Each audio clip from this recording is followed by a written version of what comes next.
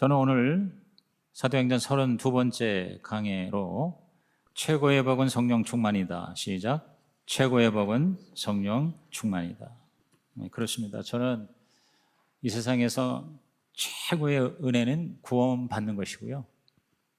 또 이 세상의 최고의 축복은 바로 성령 충만의 복이라고 믿습니다. 여러분, 예수를 믿어도 믿지 않은 사람하고 별로 다를 바가 없이 사는 사람이 꽤 있습니다. 또 신앙생활, 교회 생활에 기쁨이 없어요. 그냥 의무적으로 이제 왔다 갔다 합니다. 또 애쓰고 힘쓰는데 열매가 별로 없고 여러 가지 문제 그리고 시험 시달립니다. 이유가 무엇일까? 한마디로 성령 충만하지 않기 때문입니다. 성령 충만하지 않기 때문이죠. 저와 여러분이 구원받았다면 아이됨에 천국 가지 그 정도가 아니라 성령으로 충만해서 이됨에 가는 천국이 아니라 지금 누리는 천국이 되시기를 주님의 이름으로 축복합니다. 여러분, 사탄의 전략이 제가 지난주에도 말씀드렸지만 두 가지 전략이 있는데, 플랜 A, 첫 번째 전략은 예수를 안 믿게 하는 거예요. 예수를 못 믿게 하는 거죠. 근데 예수를 믿었어요. 일단 예수 믿고 하나님의 자녀 되면 마귀가 우리를 뺏어갈 수가 없어요. 하나님이 딱 잡아주시고 보장해 주시기 때문이죠. 그러니까 사탄이 전략을 이제는 플랜 B로 바꿉니다. 플랜 B가 뭐냐면 그냥 예수 믿고 교회 다니게 하되 성령으로 충만하지 못하게 한다, 이 말이에요.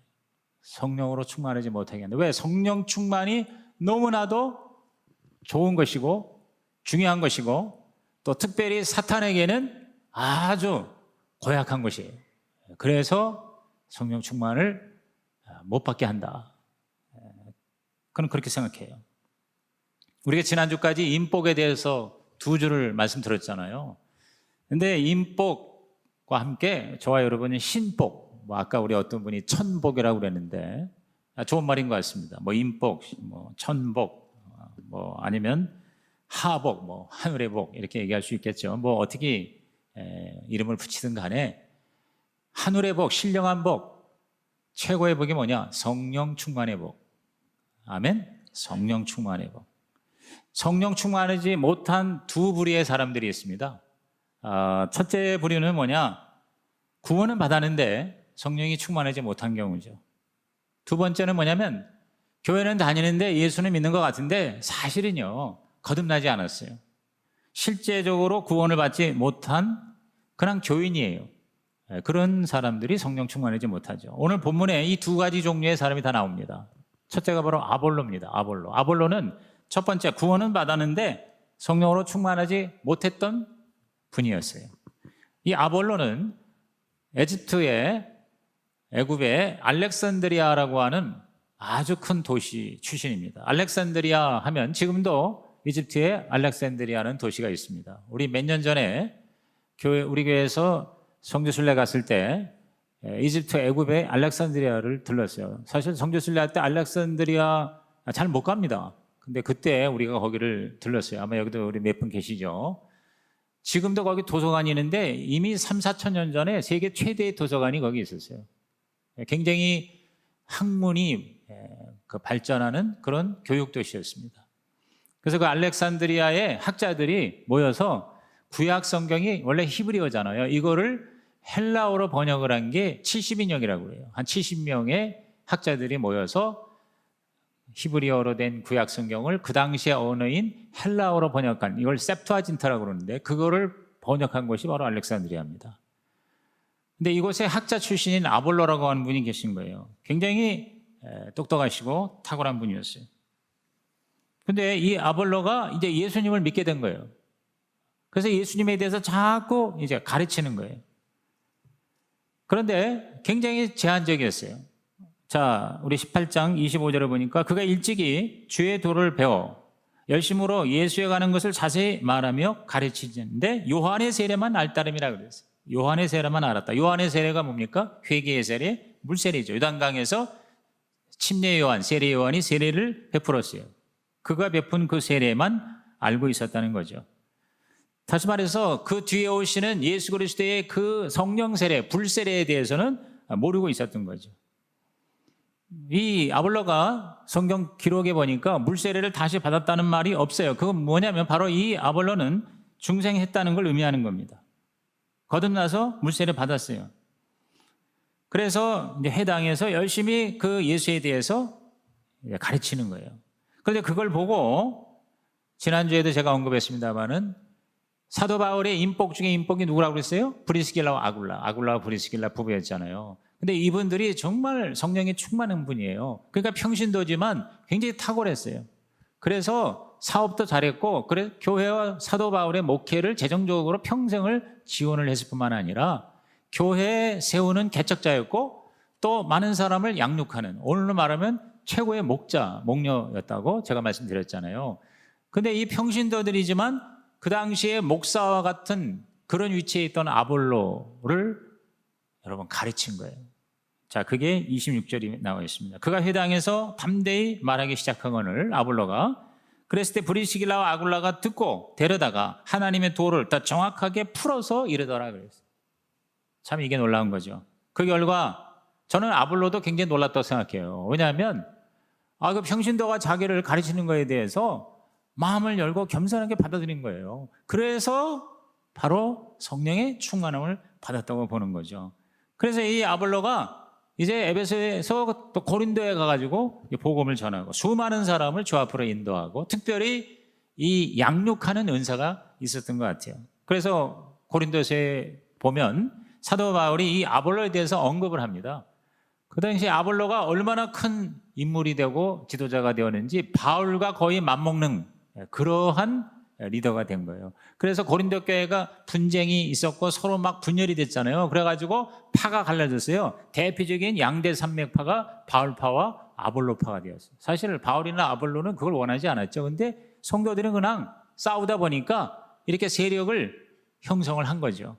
그게 고린도전서 3장 4절에서 6절에 나옵니다. 우리 한번 다 같이 읽어보겠습니다. 시작.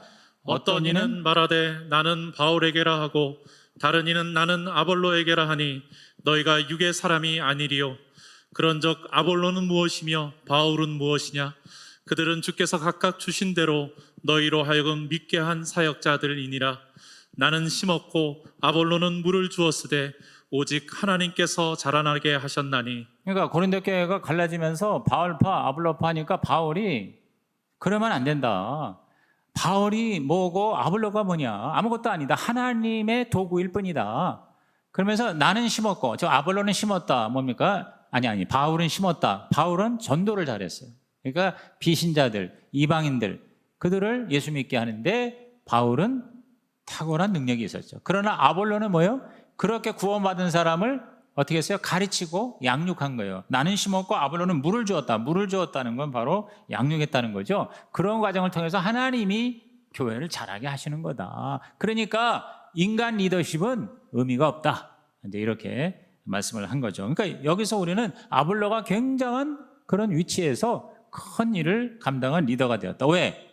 브리스기와 아굴라의 말을 받아들이고 기도하고 성령으로 충만했기 때문이다. 이 말.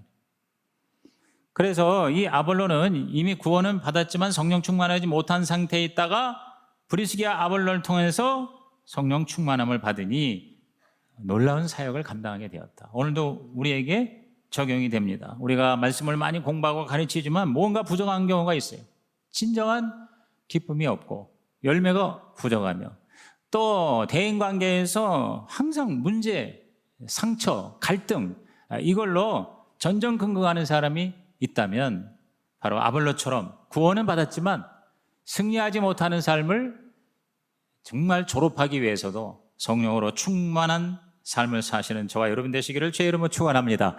예수 영접해서 성령의 내주는 있지만 성령님이 완전히 나를 주장하시는 임재의 충만함이 없었다는 것이죠. 그러나 성령으로 충만하자 아볼로는 가는 곳마다 복음의 역사가 나타나는 겁니다. 자, 27절 이하에 보세요. 아볼로가 아가야로 건너가고자 하므로 형제들이 그를 격려하며 제자들에게 편지를 써 영접하라 하였더니 그가 감에 은혜로 말미암아 믿은 자들에게 많은 유익을 주니.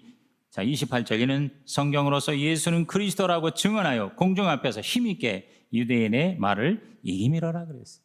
그래서 이제는 믿지 않은 자들에게 가서 복음을 전하는, 그러니까 성령이 임하시는 가장 큰 목적이 바로 뭐예요? 증인이 되게 하는 거였거든요. 그래서 아볼로가 바울 못지않게 큰 사역자가 될 수 있었다. 왜? 성령 충만했기 때문에. 또 한 가지 경우에는 아예 구원을 못 받은 경우, 그런 경우는 성령을 받을 수가 없겠죠. 그 모습이 바로 이제 19장에 나오는 에베소의 이른바 교인들이에요. 진짜 믿는 자라기보다는 어떻게 보면은 이제 가짜 신자라고 볼 수가 있는 거죠. 왜냐하면 바울이 에베소에 갔더니 제자들이라고 나와 있어요. 자, 1절, 2절 보세요.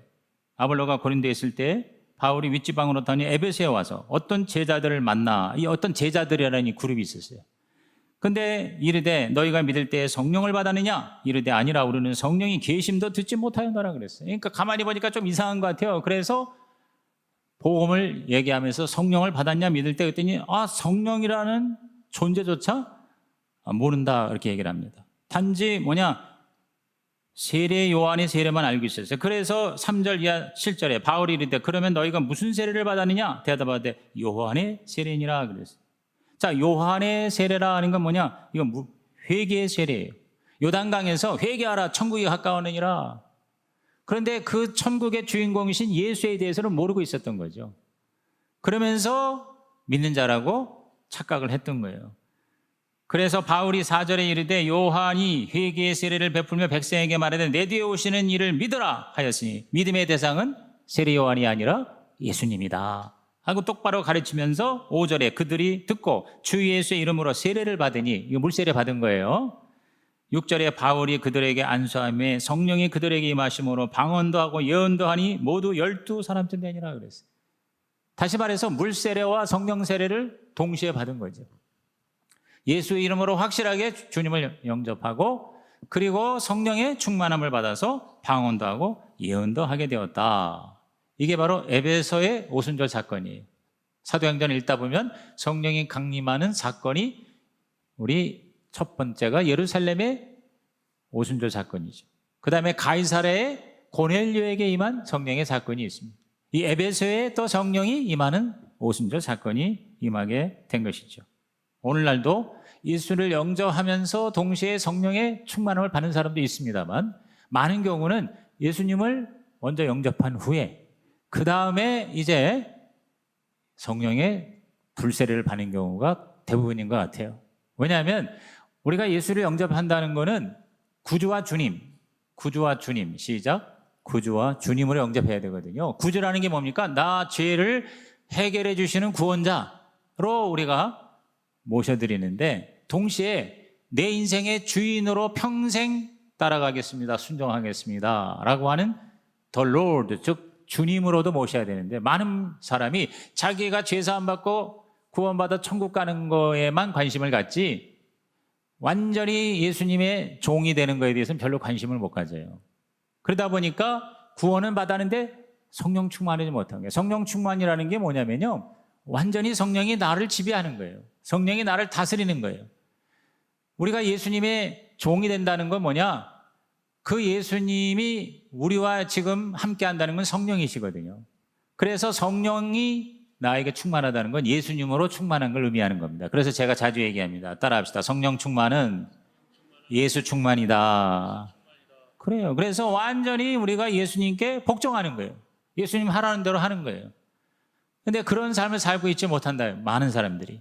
그냥 자기 생각대로 예수를 믿는 거죠. 그건 성령 충만이 아니죠.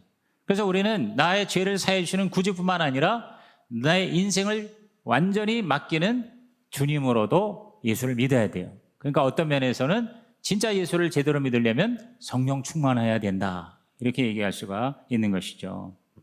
예수 믿는 거는 착하게 사는 것 이상입니다. 도덕적인 삶을 사는 것 이상입니다. 예수처럼 사는 것입니다. 예수님의 그 성품이 내 성품이 되고 예수님의 그 모든 활동과 사역이 나의 삶이 되는 거, 이게 바로 성령 충만이죠.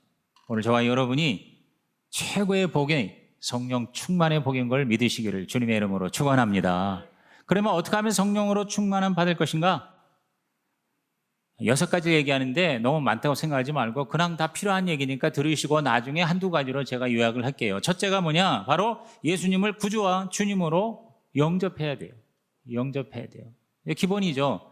그러니까 에베소의 그 제자들이라고 하는 가짜 신자들이 진짜 신자가 된 게 뭡니까? 즉 요한의 세례가 아니라 예수 이름으로 세례를 받는, 다시 말해서 예수님을 나의 구주와 주님으로 영접해요. 영접할 때 성령이 우리 안에 들어오시고 그걸 성령의 내주라고 하는 것입니다. 요한복음 1장 12절에 영접하는 자, 곧 그 이름을 믿는 자들에게는 하나님의 자녀되는 권세를 주셨다 그랬어요. 그러니까 예수님을 받아들인다, 영접한다. 예수님이 2000년 전에 계신 분이 어떻게 내 안에 들어옵니까? 성령으로 들어오시는 거예요. 성령으로 들어오셔서 우리가 하나님의 자녀가 되는 놀라운 특권을 얻게 됩니다. 이것은 13절에 이는 혈통으로나 육정으로나 사람의 뜻으로 나지 아니하고 오직 하나님께로부터 난 자라 그랬어요. 인간의 어떤 노력 또는 우리의 집안이, 가문이, 우리 부모가 그것 때문에 우리가 거듭나는 게 아니다. 전적으로 성령으로 거듭나는 것이다. 이 하나님께로 난 거라, 이게 바로 뭐냐? 성령으로 났다 그 말입니다.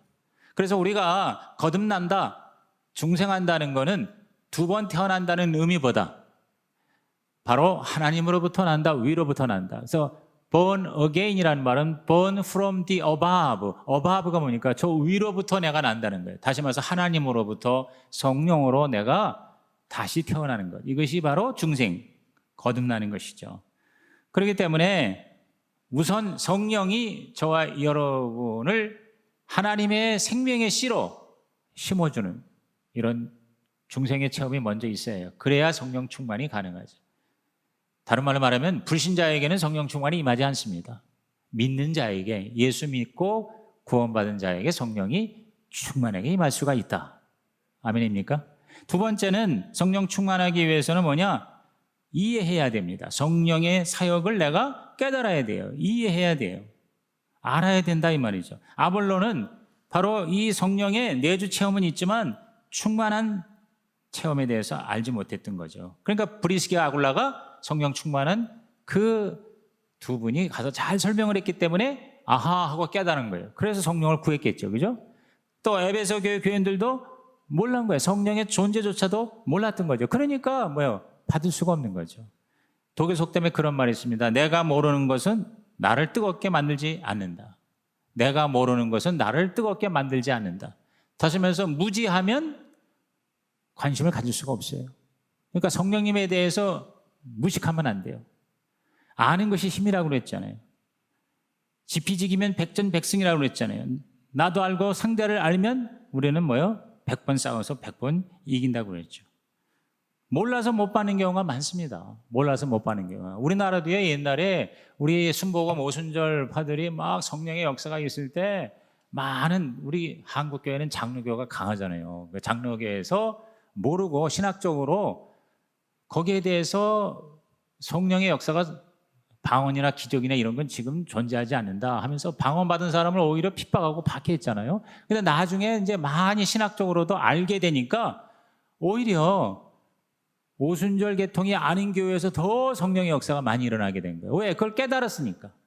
그리고 목회자들부터가 그거를 깨닫고 경험을 하니까 그 다음부터는 계속 알려주는 거죠. 강조하는 거죠. 그러니까 저는 그렇게 생각해요. 모든 게 다 마찬가지지만 여러분 하늘의 복이나 땅의 복이나 성령의 은사는요, 그거를 강조할수록 나타나요. 강조할수록 나타나요. 그러니까 여러분이 계속 그거를 반복해서 추구하고 강조하고 그리고 그거를 계속 우리들이 반복하면 더 그것이 강하게 일어나는 거예요.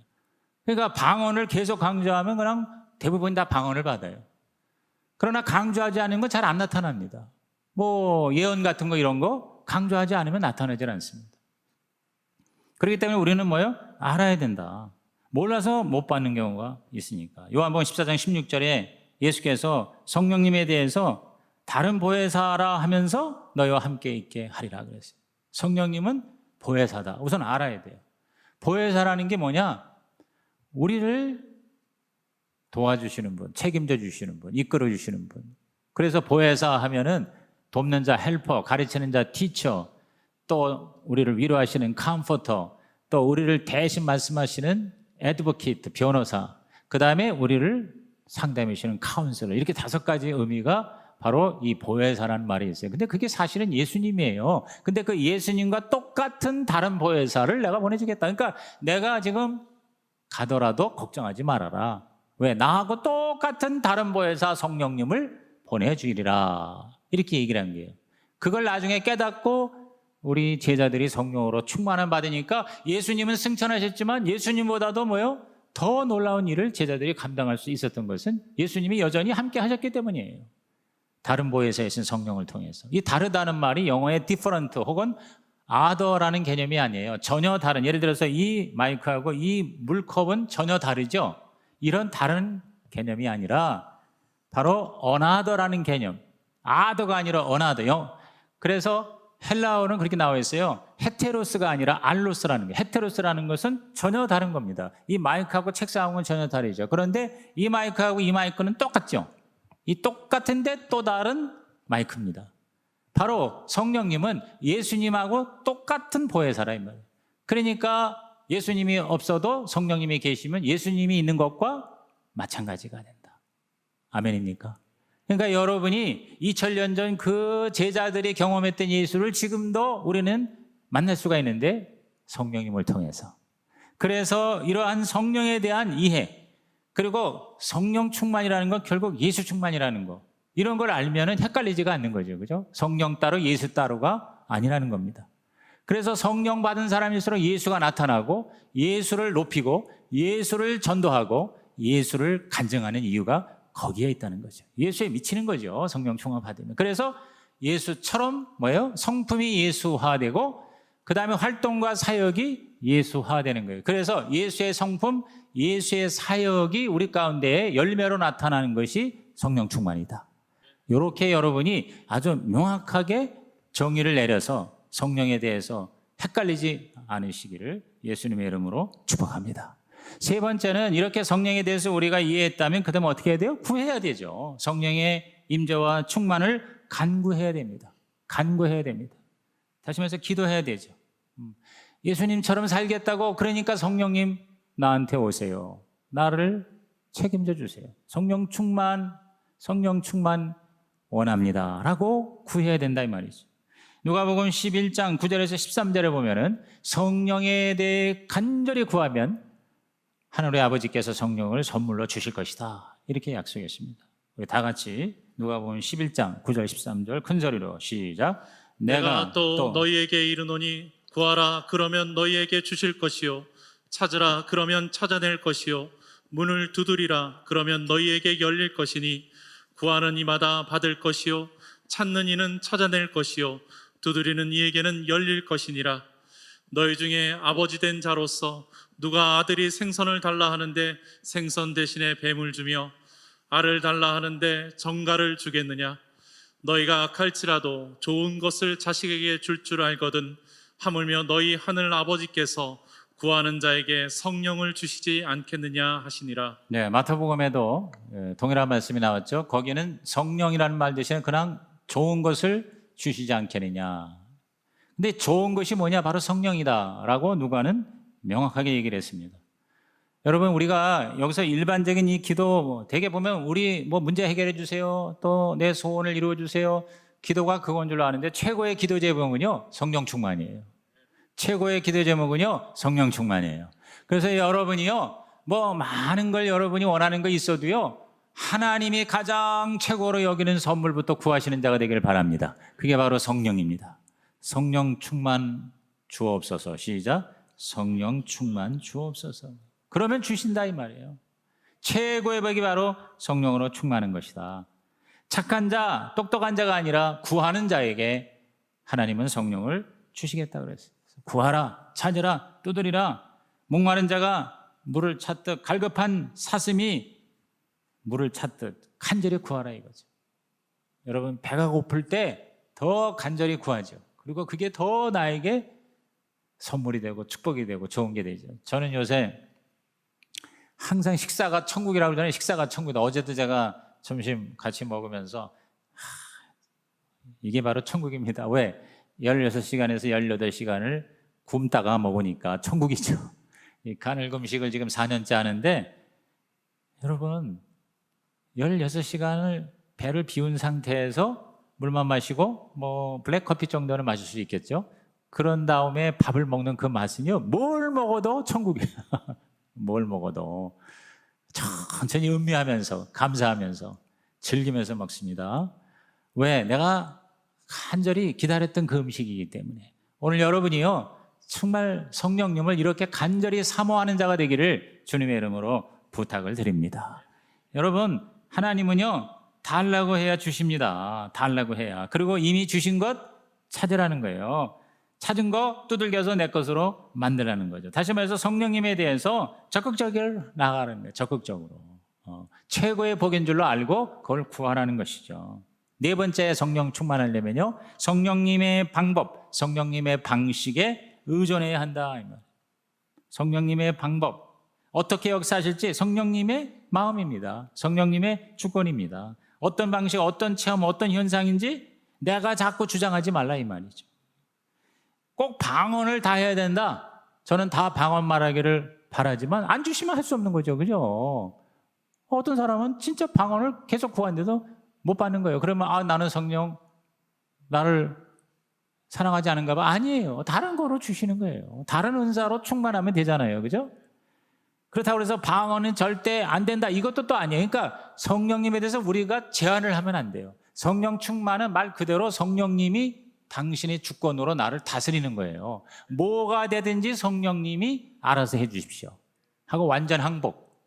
그래서 그 안녕하세요 성령님이라는 책을 쓴 베니힌 목사님이 성령 충만 간단하게 두 가지 얘기했어요. 첫째가 스피리추얼 헝거, 영적인 굶주림, 목마름, 배고픔, 그러면 성령 충만 받는다. 그 다음에 두 번째가 토탈 서렌더 그랬어요. 완전 항복. 완전히 성령님의 주권에 맡기는 게 성령 충만이에요. 그런 자에게 성령이 역사하세요. 자의식이 강하고 자기 주장이 강한 사람에게는 성령 충만이 힘들어요. 똑똑한 사람일수록 성령 충만 힘들어요. 왜냐? 성령님에서 항복을 안 하니까. 완전히 성령님께 두 손 들고 항복하는 게 성령 충만이거든요. 그리고 뭐예요? 그걸 간절히 내가 좋아하고 구하고 사모해야 되는데 별로 관심이 없어. 여러분, 성령님이 인격자이기 때문에 관심 없는 분한테는 가까이 하지 않으십니다. 오늘 이 예배와 이 설교를 계기로 해서 여러분이 성령님을 친하게 지내시기를 바랍니다. 성령님을 너무너무 좋아하시길 바랍니다. 성령님을 간절히 사모하시길 바랍니다. 최고의 기도 제목이 성령 충만이 되는 저와 여러분이 되시기를 주의 이름으로 부탁을 드립니다. 성령이 역사할 때 꼭 뜨겁게만 역사하는 거 아니에요. 시원하게도 역사합니다. 내가 뜨거운 것만 주장할 필요가 없어요. 어떤 현상, 어떤 나타남, 성령님의 주권입니다. 감각적일 수 있지만 아주 이성적일 수 있어요. 짜릿할 수도 있지만 아무 느낌이 없을 수도 있어요. 나타나는 방식 성령이 정하시는 거예요. 쓰러질 수 있고 안 쓰러질 수도 있습니다. 제가 우리 와그너 박사님 내 스승이고 그 와그너 박사님의 친한 중보자가 바로 신디 제이콥스. 그래서 제가 신디 제이콥스를 개인적으로도 여러 번 만났어요. 제가 미국에 있을 때 신디 제이콥스 하면 아마 좀 기도 좀 한다는 분들은 정말 중보기도의 여왕이지 않습니까? 그냥 주부가 목사님 위해서 중보하더니 전 세계 5,100만 명의 중보자들의 리더가 된 거예요. 그래서 대적외면을 취하라라고 하는 그 유명한 책까지 썼잖아요. 여러분 여성들 특히 주부들 신디 제이콥스와 같은 하나님의 사역자가 나오시기를 주의 이름으로 축복합니다. 근데 이제 이분이 이렇게 예언의 은사가 있어서 예언을 해줍니다. 그 우리 와그너 박사님은 옆에서 섬기세요. 그러면 이제 이렇게 와그너 박사님의 강의를 듣고 난 다음에 이제 사역을 하는 시간입니다. 이렇게 앉아 있을 때 이제 누구 나오라고. 그러면 나와서 안수기도 받고 예언을 하는데 거의 한 7, 80%가 쓰러져요. 근데 나는 쓰러지는 거 별로 안 좋아해요. 괜히 잘못 쓰러졌다가 머리만 다치면. 그리고 예언을 받으면 좀 똑똑한 상태에서 들어야지 영어도 시원찮은데 완전히 비몽사몽간에 기절해가지고 들으면 그게 무슨 예언인지 내가 어떻게 알 수가 있나. 한국말이라면 좀 그래도 난데. 그래서 나는 쓰러지고 싶지 않아. 그러니까 그냥 차라리 나는 안 불렀으면 좋겠어. 그러는데 나보고 나오래. 저기 있는 사람 나보고 나오래. 뭐 거기 보니까 동양인 나오려는데 나밖에 없어. 그래서 나갔어요. 나갔더니 안수기도를 딱 예언을 하는데 안 쓰러져. 그러니까 내가 안 쓰러지기를 원하니까 성령님이 그렇게 구태여 강제로 쓰러뜨리지를 않으시는 것 같아요. 내가 만약에 쓰러지는 걸 원했으면 쓰러질 수도 있었을 거예요. 저는 성령님이 굉장히 신사라고 생각해요. 인격자라고 생각해요.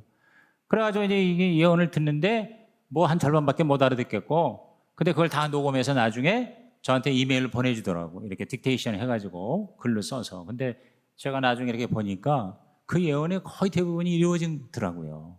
여러분, 하나님의 예언은 이루어집니다. 그래서 그때 그 체험을 저는 지금도 아주 귀한 경험으로 간직하고 있거든요. 그런데 중요한 건 어떤 방식이 아니라 바로 열매예요, 열매. 결과예요, 결과. 성령 충만함 받은 사람이 어떻게 변화되는가, 그게 중요한 거죠. 그죠? 어떤 식으로 임하는가는 별로 중요한 게 아니에요. 가장 중요한 건 뭐냐면 예수님이에요, 예수님. 예수님께 모든 초점이 맞추는 거예요. 예수님의 being, 성품과 예수님의 doing, 사역입니다. 예수님처럼 존재가 성령의 열매, 사랑, 희락, 화평, 인내, 자비, 양성 이런 것들이 내가 맺어지고 있느냐? 그럼 성령 충만하게 된 거예요. 그 다음에 예수님의 사역, 예수님의 사역이 뭐예요?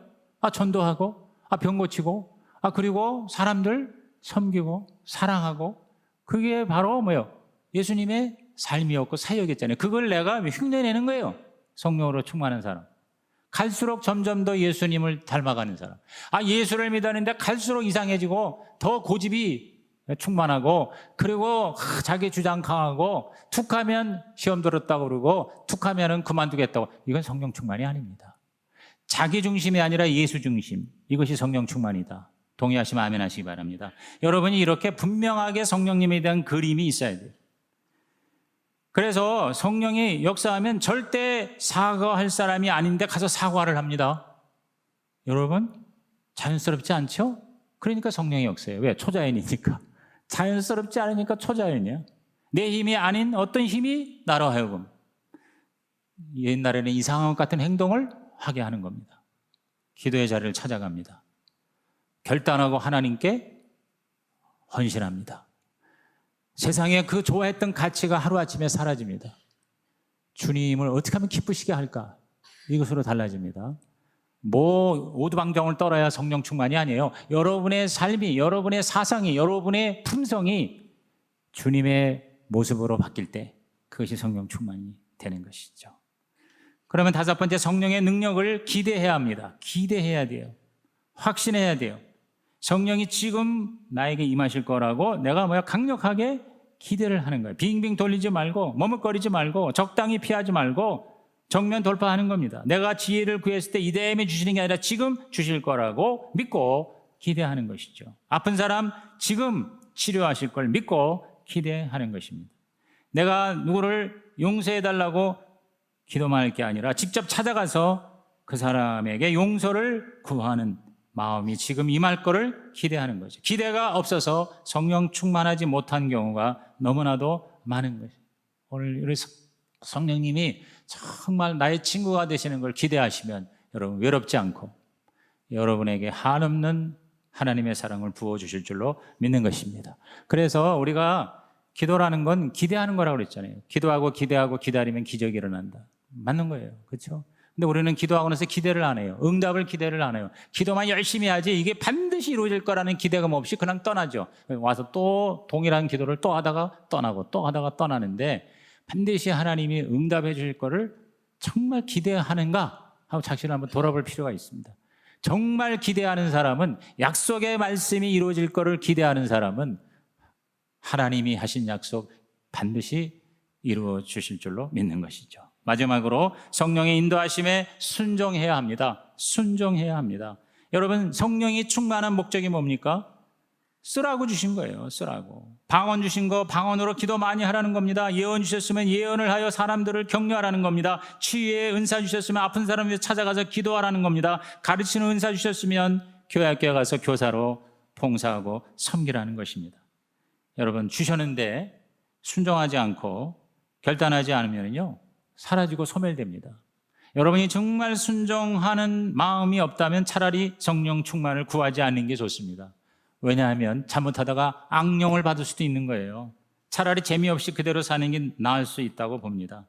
그러나 그런 게 베스트는 아니죠. 저와 여러분이 정말 성령으로 충만해서 나의 삶에 하나님의 통치가 임하게 해달라고. 그게 하나님의 나라잖아요. 하나님의 나라라는 건 하나님의 지배, 하나님의 통치를 말하는 것입니다. 억지로 할 수 없습니다. 사랑하는 마음, 감동, 감성. 그래서 성령께서 여러분에게 느낌을 주실 때 바로 순종하는 거예요. 이 느낌이라는 게요 굉장히 중요합니다. 특히 성령의 역사는요, 이 느낌, 감성적으로 많이 역사해요. 그거에만 의존하고 치우치면 안 되지만, 그러나 그거를 무시하면 성령께서 자유롭게 역사하시기가 어려운 경우가 많은 것 같아요. 그래서 이 오순절 성령, 이 충만한 그 그룹들이 되게 좀 감정적이라고 비난을 받는 이유가 막 마음이 뜨거워져가지고 이 열정이라는 게 그렇잖아요. 이 감성적으로 막 업될 때, 그때 순종하면 거기서 뭐예요? 하나님의 초자연적인 기적의 역사가 일어난다. 이제 남자들은 좀 이성적이고 여자들은 좀 감성적이라서 대개 보면 성령 충만이 여성들이 성령 충만하기가 쉽습니다. 그리고 여성들은요, 그럼 바로 순종을 해요. 근데 우리는 계속 따지는 겁니다. 주판을 두드리죠. 그러니까 성령이 우리 통해서 일하시기가 굉장히 좀 고달프시죠. 그래서 대개 보면 여자들이 성령 충만해가지고 하나님 앞에 아주 그냥 뛰어넘어서 헌신하는 경우가 많이 있는 것 같아요. 울며 애통하고 슬퍼하고 부르짖고, 여러분 이런 거에 성령께서 그런 어떤, 제가 볼 때 성령님은 분위기를 굉장히 좋아하시는 것 같아요. 분위기를. 그런데 그런 분위기가 임할 때 바로 순종하는 거. 결론은 저는 그렇게 생각해요. 우선 여러분이 성령님을 좋아해야 됩니다. 성령님을 좋아하시기 바랍니다. 가장 좋아하는 것이 성령님이 되시기를. 돈을 좋아하고 세상의 어떤 것, 쾌락을 좋아하는 것보다 더 좋아하면 성령님께서 좋아요, 여러분. 책임져 주셔서 세상에 있는 좋은 것까지도 누릴 수 있게 해주실 줄로 믿는 것이죠. 그 다음에 저는 결국 두 가지인데, 기도하고 순종하는 거죠. 기도 많이 하는 거. 그래서 성령 충만한 사람의 특징이 기도 많이 합니다.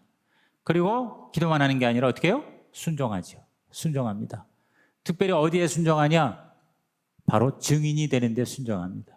믿는 그룹에서는 간증을 하고, 믿지 않는 그룹에서는 전도를 하고, 그래서 간증과 전도를 많이 하는 사람일수록 성령 충만합니다.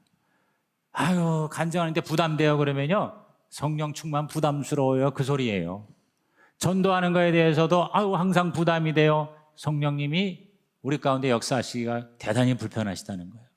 오늘 저와 여러분께서 성령님의 흐름, 그 흐름의 분위기에, 그 수영을 할 때 그 물 흐름에 완전히 자기를 내맡기듯이 성령님의 은혜의 강물 속에 풍덩 들어가는 이 한 주간이 되고 남은 생애가 되시기를 주님의 이름으로 축원합니다.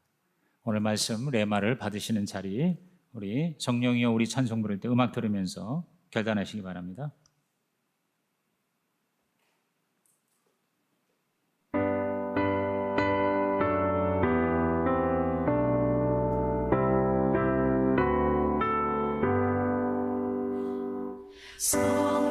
성령이여 우리 찬송 부를 때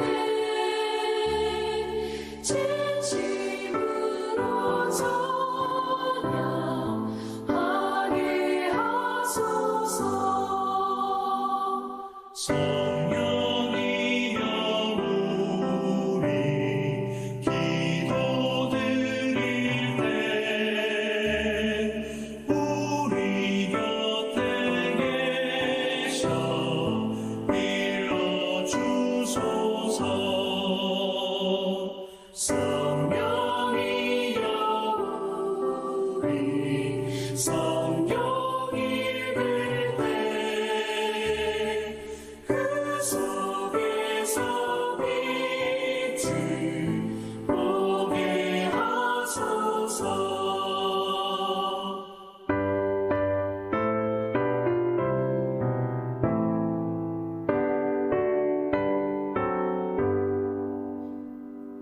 성령이여 우리 전도할 때에 지혜로운 말씀 주시옵소서. 성령이여 우리 겸손해져서 우리 주와 같이 되게 하소서.